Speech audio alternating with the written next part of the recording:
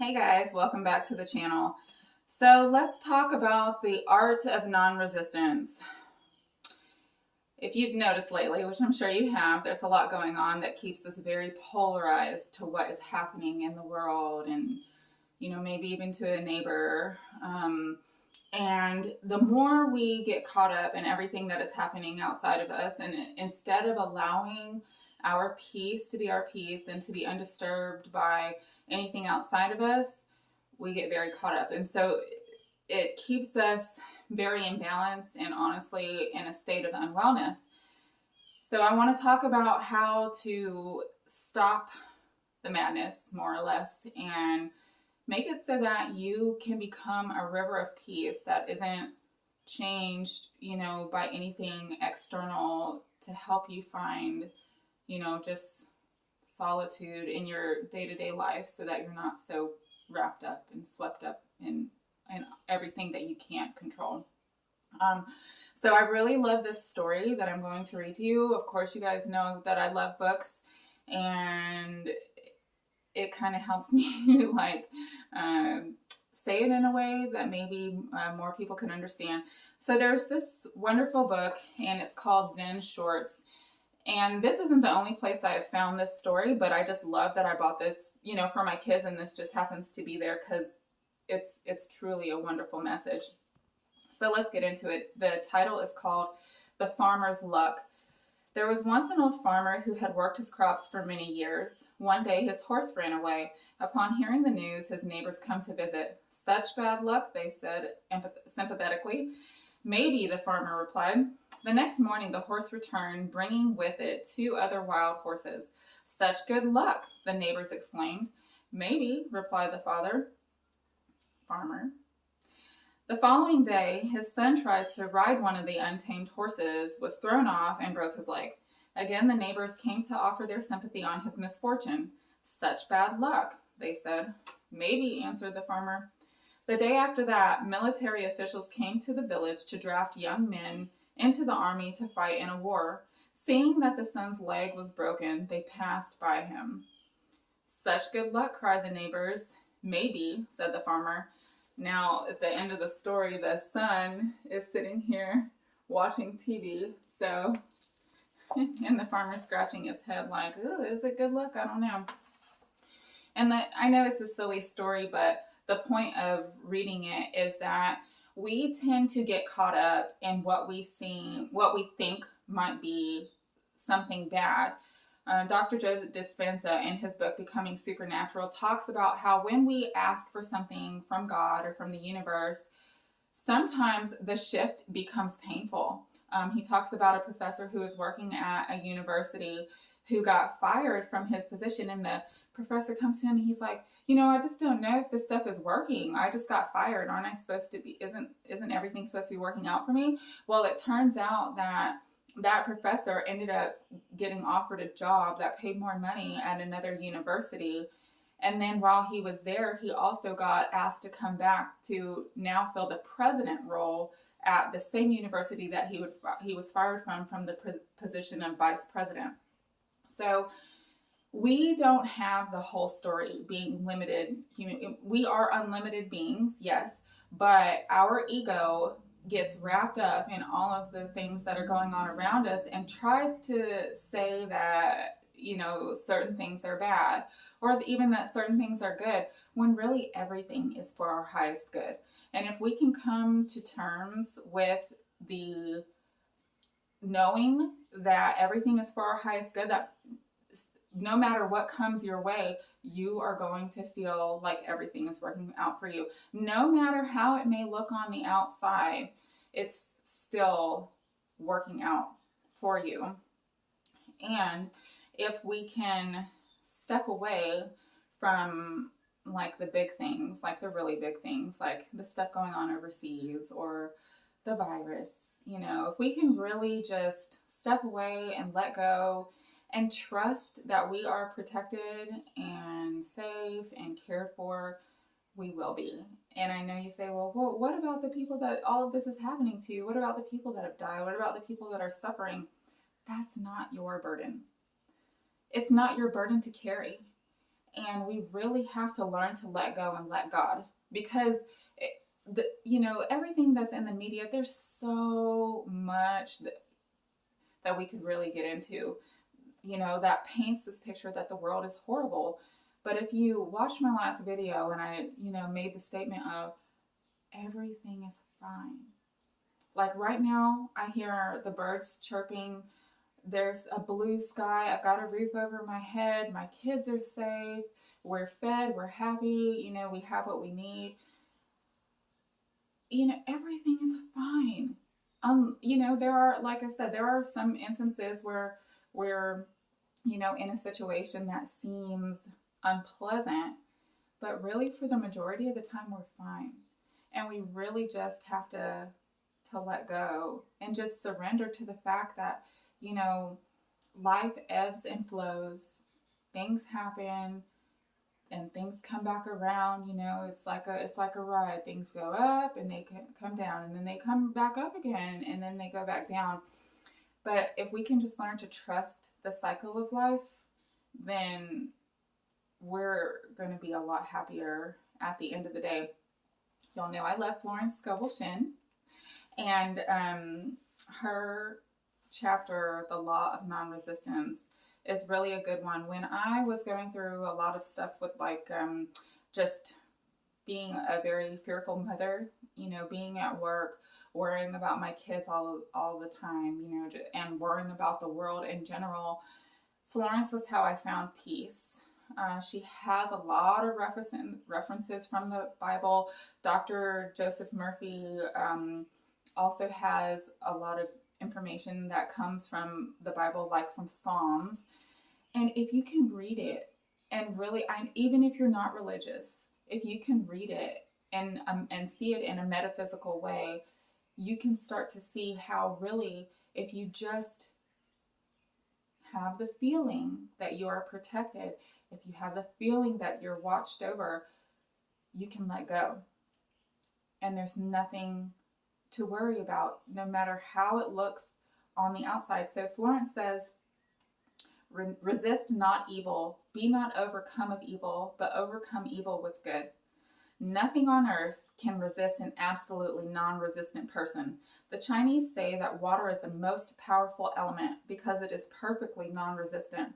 It can wear away a rock and sweep all before it. Jesus Christ said, resist not evil, for he knew in reality there is no evil, therefore nothing to resist. Evil has come of man's vain imagination or a belief in two powers, good and evil. So if you can understand that we have our ego mind, and then we have our soul, and our ego gets very caught up in low vibrational things, it's very fearful. So since the time from cavemen, where we've been afraid of nature, we've been afraid of things attacking us, afraid of, bacteria and, the weather, anything you can think of, our species has been very wrapped up in fear. Now that we're starting to shift consciousness, it is important to start to let the fear go. Because if we continue to remain wrapped up in the fear, you can't transcend, you can't ascend on that path. So we need to step out from seeing ourselves as our ego mind and seeing ourselves as the soul, the thing that departs this earth when the body has expired. It's the thing that knows that everything is just fine. And when we're not in alignment with that, those yucky feelings that we feel, the fear, and any other low vibrational emotions like the anger, guilt, sadness, anything you can think of, really, blame, shame, all of those are low vibrational emotions that come from the ego, and they are not in alignment with your soul. So what I've been recognizing lately, especially with what Abraham Hicks has to say about not being in alignment with my soul, when I feel those emotions, I'm like, whew, I'm glad I know that that's not the truth, because it's not. Those low vibrational emotions are not the truth. And the more that we can say that, well, there's that feeling or there's that emotion, and completely just detach ourselves from it and just allow it to go by, then we have a lot of power. And that is another way to become non-resistant. I mean, you're not resisting the feeling, it's just that you know that there's nothing to fear, that there's nothing to worry about, that God prospers you in all of your ways, and that everything is happening for your highest good. So I know it's kind of an interesting concept, but I really felt guided to give this information to you guys because it helped me so much to really be able to let go and let God. So even just with small things, you know, the law of non-resistance. So I've had days where I'm charged and at the hospital, and I mean, they're bringing up patients. One, they're not even calling. We've got 3 admissions at once. People are getting discharged, and we were short staffed at the time, and it's just crazy. And among all the crazy was a river of peace that I allowed to flow through me.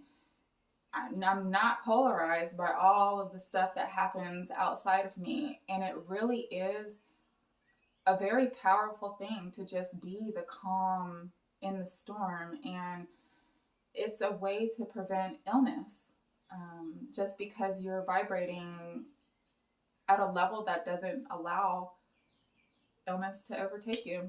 It doesn't produce those emotions that affect your cells. And let me tell you that viruses and bacteria vibrate at low vibrational frequencies, believe it or not. Google it. I am so serious. They've done studies. There are studies that show that bacteria and viruses vibrate at low vibrational frequencies. So that means that because like attracts like, you cannot attract what you are not. You attract what you are. If you are vibrating at a high vibrational frequency, you are immune. Let me tell you that again. You are immune. There is nothing to fear. So resist not evil. There is no evil. Like Florence says, this is all vain imagining. She says that because we have been so fearful, we as creators on this planet have created all of the bacteria. We've created all of the viruses, all of the things that we can't see that, we're so worried about. We have created it. So if we've created it, that means that we can also create a state where we are immune to it. So there is nothing to fear.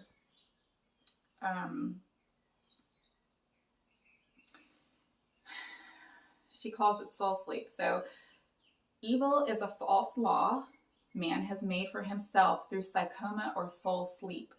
Soul sleep means that man's soul has been hypnotized by the race belief of sin, sickness, and death, etc., which is carnal or mortal thought, and his affairs have outpictured his illusions. So when she talks about things being created by mortal thought, you are an infinite being, which means that you, at your soul level, are immortal. Yes, your body will expire one day, but your soul will not. It is eternal. So if we have created things through our carnal mind, they are low level.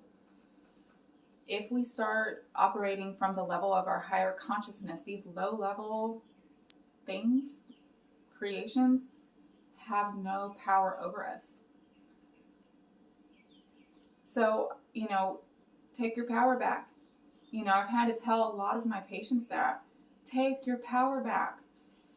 Especially, when they've got an illness or a pain, something, I'm a little more gentle than take your power back. But I do offer them encouragement because we allow things to happen to us instead of understanding that we're infinite beings. Some days, like the other day, I had a stomach ache and I said, I do not accept this. I do not accept the stomach ache. I do not accept unwellness in my body. And guess what? It went away. As a man thinketh, so shall he be. Whatever you decree, so shall it be as well. So whatever you speak is what will be in your body. And I hope that that can give you some encouragement, just to know who you are, and to also not feel the need to get caught up and swept up in everything that's outside of you. Our ego just doesn't have the big picture. You know, God has the big picture of everything that's going on in the world, and our mind likes to try to be in control, and it's really a joke. You know, there really is no control. It's an illusion. We're not controlling anything. We think we are. You know, my son wanted to watch the second Independence Day the other day, and it shows how they built up all of this infrastructure to fight the enemy, the aliens, you know, like saying, oh, we weren't prepared last time, we're going to be prepared this time. And I'm like, man, you're fighting fire with fire. You know, there's a reason why things happen. And if we continue to turn outward instead of turning inward and to God, it just gets worse. And I know that I talk a lot about God, and I'm really sorry if that doesn't resonate, because there's some people that it just won't resonate with. And, there needs to be healing there, because there's a reason why it doesn't resonate. There's a reason why something higher has an effect, and a negative one at that. And you can call it whatever you want. And it doesn't necessarily it doesn't even have to be the Christian religion. I believe that all religions lead back to the one true source that created all that there is. And so whatever you believe in, you know, is what you believe in. I came from a Christian background. I think I've said this before in another video, but it's just been easier for me to connect with the Christian side of things in a metaphysical way, just because that was my original foundation. Not to say that other things don't resonate with me, but when I was, you know, reading through Florence, Scovel, Shinn, and Dr. Joseph Murphy, they both used the Bible in such a way that it really opened me up to my spirituality. And so that's just kind of what I share with you all. But you can call it Brahma, you can call it the universe, the oversoul, the higher being, you know, whatever source, whatever you want to call it. But it pays to have that foundation, because our mind is scared and it tries to paint the picture that we're alone. So whatever you can call on that helps you to feel invincible, to help you know that you are protected, is going to be your best bet. And if you're looking for even some in the Bible, Psalm 23, Psalm 46, Psalm 91 are ones that I have really had to turn to when stuff has been hitting the fan. Because there are days when it feels scary, really, and I've needed some extra help. So, but keep going, because it gets better. And the more you let go of the fear of the what ifs, or the more you let go of the fear of thinking that something that's happening to you is not for your highest good, the more it will turn into your baseline, and you will be able to just let it go easier. And it's just a work in progress. You're trying to unravel your mind from years and years, potentially decades and decades and decades of thinking one way based on our culture, you know, and our societal programming. And now you're trying to tell it, no, that's not the path we're going down. We're on this new train of thought. And that's not easy, unless, like Louise Hay says, change is easy. Just keep telling yourself that. But if you do find yourself struggling, just know that keep going, like keep working at it, because it gets easier. Okay? If there's anything you guys want me to talk about, just let me know. I'm going to definitely be pushing out quite a bit of information here. So I will definitely be coming back with more Florence, Scovel, Shinn, and probably a little Louise Hay. Let me know if you guys are liking the material. And be sure to hit the like button, hit the subscribe button, share the video if there's someone that you feel like really needs to hear a message of encouragement as far as letting go of all of the fear and getting wrapped up in everything external. Yeah, and until next time, you guys take care. Wishing for you all of your love, peace, happiness, and joy, and abundance. All right.